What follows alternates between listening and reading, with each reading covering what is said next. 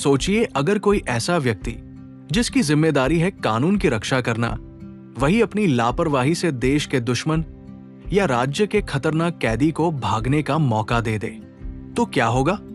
आज हम आसान भाषा में समझेंगे बीएनएस धारा 157 और जानेंगे कि ये कानून क्यों बनाया गया है। आप देख रहे हैं लॉ शॉट।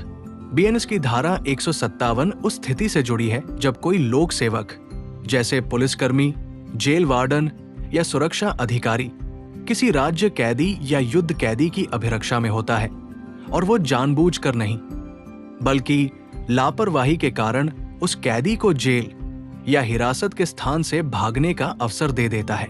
यहाँ ध्यान देने वाली बात यह है कि इसमें लापरवाही की बात की गई है, यानी लोक सेवक का इरादा कैदी को भगाने का नहीं था, लेकिन उसने अपनी ड्यूटी ठीक से नहीं निभाई, जैसे पहरा ढीला रखना, नियमों की अनदेखी करना या सुरक्षा व्यवस्था में गंभीर चूक करना, जिससे कैदी भाग निकला।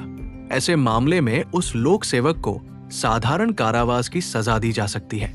इसका मकसद यह है कि जो लोग देश की सुरक्षा और कानून व्यवस्था की जिम्मेदारी संभालते हैं, वे अपनी ड्यूटी को हल्के में न लें। अब इसे एक आसान उदाहरण से समझते हैं। मान लीजिए एक जेल में कोई राज्य के खिलाफ गंभीर अपराध में बंद कैदी है।